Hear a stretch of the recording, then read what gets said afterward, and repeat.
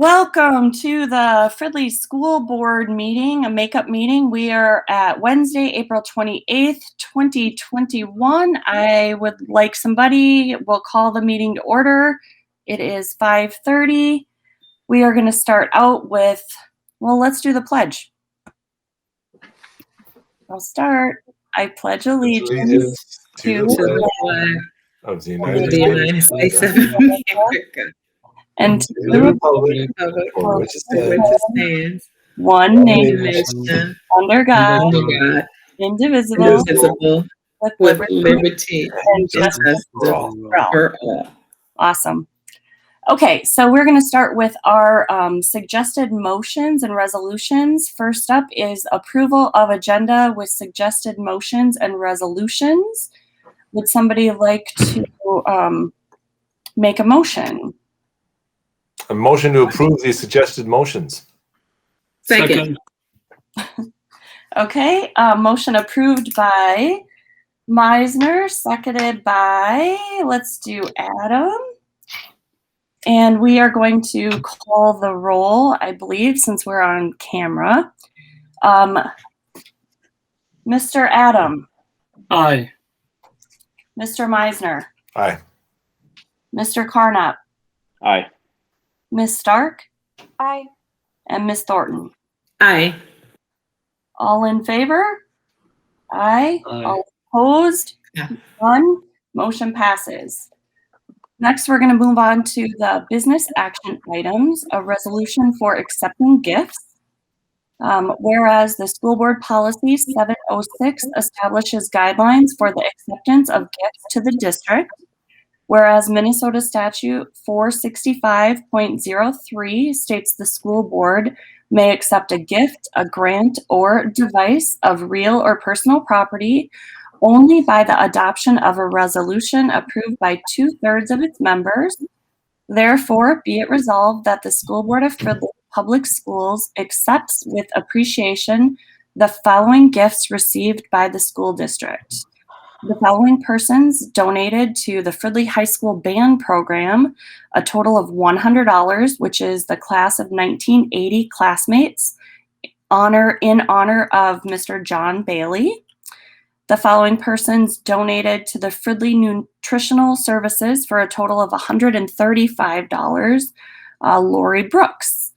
Is there a motion to accept the gifts and thank the donors? So moved. Second. Carol got it. Motion by Stark, seconded by Thornton to accept the gifts and thank the donors. We will do a roll call. Mr. Adam. Aye. Mr. Carnap. Aye. Mr. Meisner. Aye. Donna, Ms. Perito, aye. Ms. Stark. Aye. And Ms. Thornton. Aye. And the motion passes. Next, we're going to move on to the resolution to terminate and non-renew the teaching contracts of certain non-tendered probationary teachers for the 2021-2022 school year. Whereas there's a bunch of them. Persons listed are probationary teachers in our Independent School District 14. Be it resolved by the school board of the Independent School District 14 that pursuant to Minnesota statute 122A.40 subdivision 5, that the teaching contract of said teachers, probationary teacher in Independent School District 14 is hereby terminated without pay or fringe benefits at the close of the current 2021-2022 school year. Be it further resolved that written notice be sent to said teachers regarding school board termination and non-renewal of his or her contract as provided by law. And if I could get a motion to approve that. So moved. And a second? Second. Second by Thornton. So motion by Meisner, seconded by Thornton to approve the resolution to terminate and non-renew the teaching contract of certain non-tendered probationary teachers for the 2021-2022 as followed. Kevin Botner, Heather Cole, Hannah Nip, Joan Liu, Katrina Sturgis, and Lisa Van Wyck. And I will just go ahead and call the roll. Mr. Adam? Aye. Mr. Carnop? Aye. Mr. Meisner? Aye. Ms. Purito, aye. Ms. Stark? Aye. Ms. Thornton? Aye. And that motion passes. Next, we're going to move on to the approval of the superintendent contract for 2021 through 2024 for Dr. Kim Heil, as already verbally talked about and approved. And so I just need a motion to approve that. Motion to approve. Second. Motion by Carnop, seconded by Stark to approve the superintendent contract 2021 through 2024 for Dr. Kim Heil. All those in favor? Aye. Aye. Aye. All opposed? And motion passes. Next, we're going to have a motion of second readings and adoption of policies. And I'm not sure who that is. Is that you, Mr. Isaacson? I believe so, however uneventful it may be. I have the privilege of the second reading of Policy 722, that second reading being concise. There are no changes since the first reading of the policy. Awesome. And do you also have Policy 721? Nope, I will take that one. So I get to report the same thing that Mr. Isaacson reported, that there are no changes to the reading since the first reading. Wonderful. And then one more, Policy 795. Yes, and so 795, the same is true. There have been no changes to this policy since the first reading. Wonderful. Thank you. So do we have a motion to pass Policy 722, Policy 721, Policy 795, all second readings with no changes? Motion to Motion pass moved. all second reading. Second. Was Mr. Adam, were you first on that one? Since I'm trigger happy to this, I'm sorry. So No, that's okay. Okay, so we have motion approved by, or motion made by Mr. Adams, seconded by Ms. Thornton to approve those readings. All those in favor? Aye. Aye. All opposed? No, motion passes. Next, we have our consent agenda. So this will be to approve the consent agenda and routine action items, including the minutes of our regular board session, our work session that was held on March 16th, 2021, special meetings held on March 23rd, 2021, and March 29, 2021. Also, our work session held on April 6th, 2021. Our monthly financial reports, new contracts, amendments, leaves of absence, resignations, retirements, insurance for married spouses, our memorandums of understanding, our agreement to provide special education and related staffing by Northeast Metro 916, our City of Fridley 7th Street Trail Project easement agreement, and the 2021 elections for the Joint Powers Agreement, also Noka County ISD 14. All those in favor? Oh, I should make a motion, huh?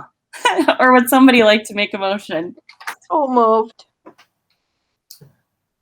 And seconded. Motion by Stark, seconded by Meisner. All those in favor? Aye. Aye. All opposed? Motion passes. That cannot be it. Ladies and gentlemen, that is all I have on my agenda. Since this was so timely, Does anyone else have anything to add? Otherwise, we will adjourn this very short. I'd just like to make a comment that I'm very delighted that the superintendent's contract was approved, and looking forward to several more years of working with our outstanding superintendent. Thank you, Dr. Heil.